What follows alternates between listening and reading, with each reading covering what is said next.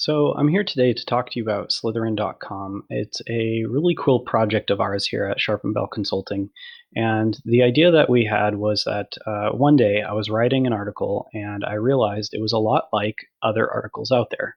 And it wasn't necessarily that the company that I was writing it for wasn't unique, because the reality is that everybody's services are a little bit different. But oftentimes you run into, especially when it comes to service pages, you run into content that's really similar. So the idea that I had is, like, wouldn't it be great if you could scaffold out an article to put something together really quickly, really easily, and then kind of edit and refine it from there to the point that it's that you're obviously not stealing anybody's content, that yours is unique, and that you capture everything that you need. So the idea behind Slytherin.com, that's where it came from.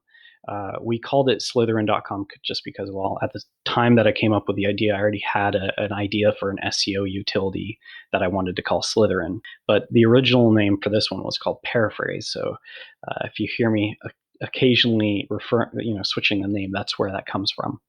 But uh, what it is it allows you to scaffold articles, and it also allows you to analyze articles. And it's really amazing for two primary purposes. One is if you're just looking for a free utility to help you write content, that's great. Another excellent utility for it is when you are trying to take something you already wrote and you're trying to rework it into sections to make it rank a lot higher for your topic. So I want to show you how it's primarily used, and because it's a little bit confusing right now, just because we've really kind of scrapped this project together. It's such an afterthought compared to a lot of other stuff that we work on, that we just haven't had the time to make the dream interface of it. But we think it's still very useful, and people can start to use it. So to begin, we have the research page. So when you go to the research tab, the idea behind this is that when you're writing about a topic, oftentimes, I don't know about anybody else, but oftentimes I draw inspiration from other topics or other articles on the same subject online.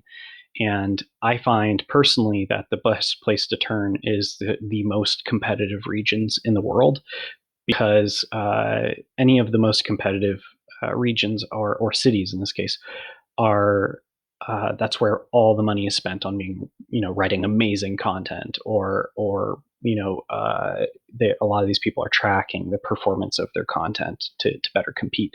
So I find generally that content is a lot greater to draw inspiration from than content that you would find in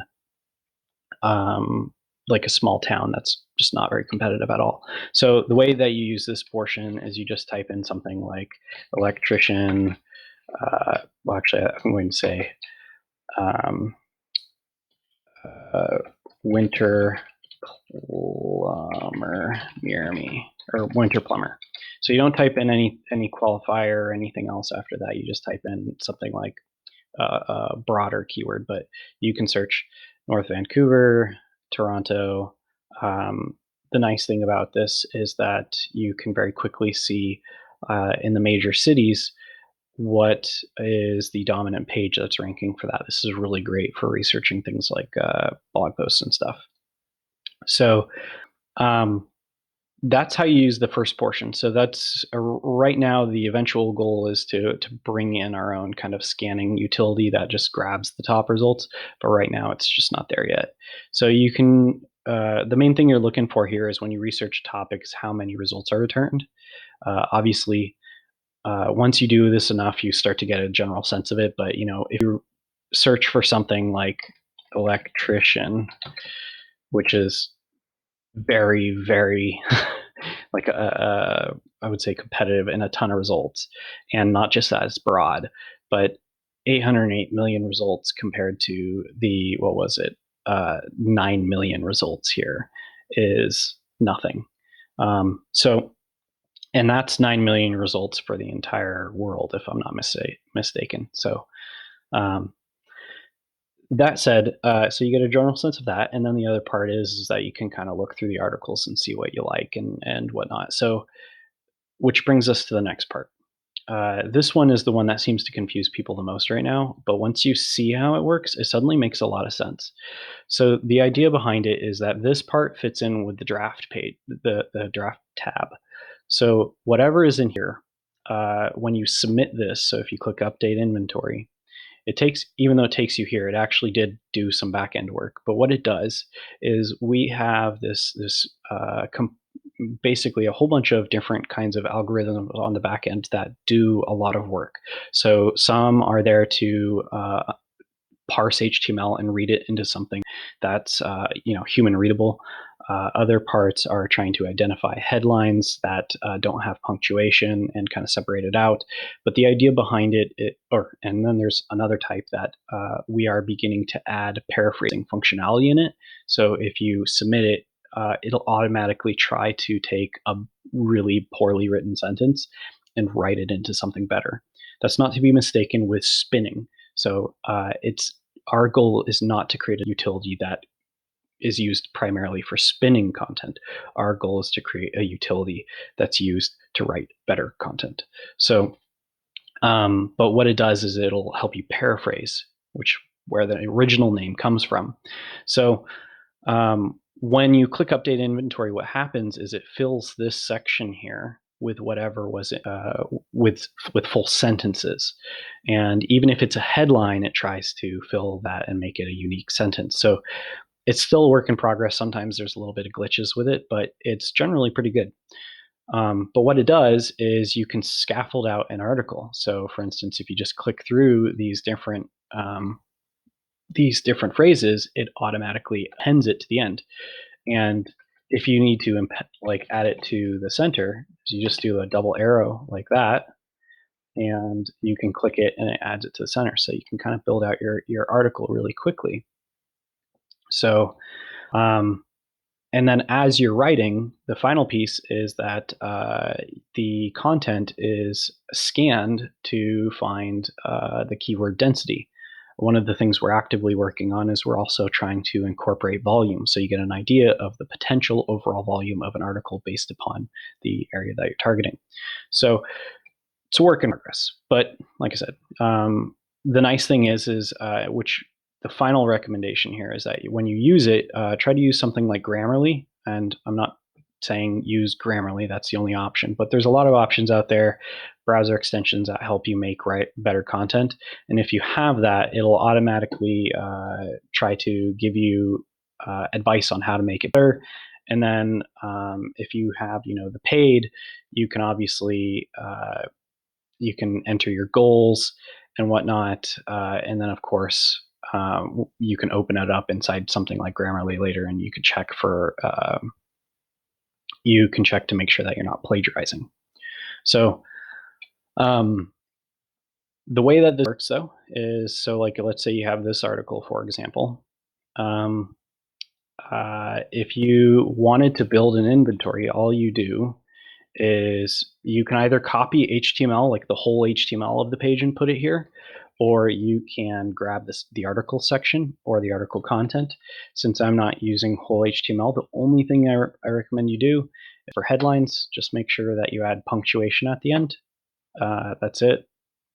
But what's recommended for this utility is if you're rewriting your own content, just publish that as your only inventory. If you're writing a new piece of content, is to look at examples of the work that you want to make your content like, and to put that in here, because that'll give you the scaffolding you need to do. To be clear, though, I'm not advocating plagiarism at all. Make your content your own, make it truly unique, make sure you edit it. But this gives you a good way of scaffolding out ideas, especially when your brain is just dying because you're writing the same content over and over and over. So if you have like, let's say 5 articles that are all really well written, you put them all inside the inventory, you can scaffold out your idea, and then you can add your own stuff, and then you can edit the existing sentences that you put in to make it truly your own. So You click Update Inventory, and then you go to Draft, and you can see it really builds out this large inventory. So if I was writing a piece of content, like let's pretend I was writing a section on grants in BC. I'll just go current grants in BC. I could put my cursor down here, and I could just go, I'm just going to say grant. We're here to inform you that has extended the Launch Online Grant Program. So I'll click this one, and I'll just remove this first part. So Launch Online Grant Program is simply a 12 million monetary grant spot, and I'll go ahead and delete simply is, and I'll go to sure, I'll do the extending, and then I'll just go great news. And guess what?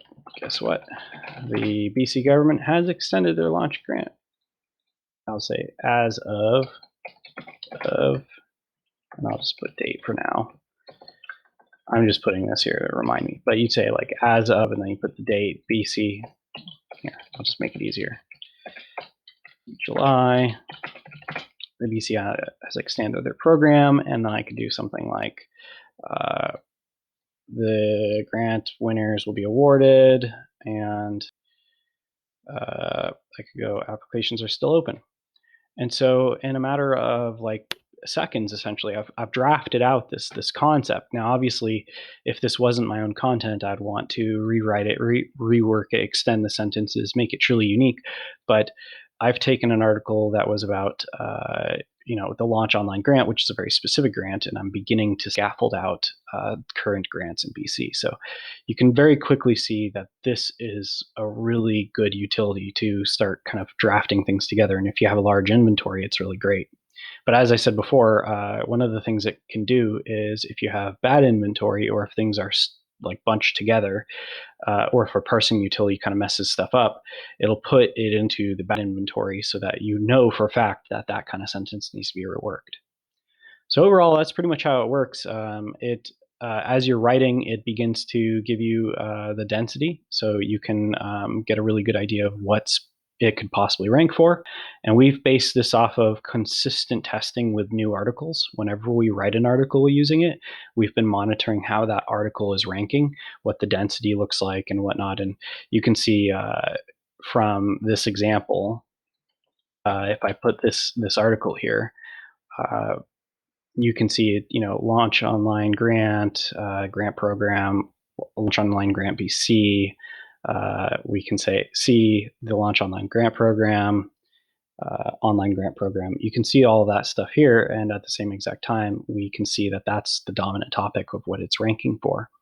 So the idea is pretty simple, but it's incredibly useful. And I think for people who are writing content for the web, in comparison to a tool that expects you to pay hundreds of dollars for a lot of functionality that you might not necessarily need when you're just starting out, this, I think, is probably one of the best tools on the market right now. So we hope you find it useful. Give us feedback. And if you have any ideas, if you have things that you want to see, just let us know. I think I mentioned previously, but it's not it may not have the most beautiful interface right now. It's just because it's honestly something we've scrapped together on our extra time, and it's designed primarily to help us, but we know that other people find it useful too. So best of luck. Make sure it's yours. Make sure that you're, like I said, not stealing any content, and highly recommend using Grammarly. The paid version, once you're done writing this, is you can actually copy you can open it up in Grammarly, and you can check for plagiarism, which is just amazing. And truly make things your own, and best of luck.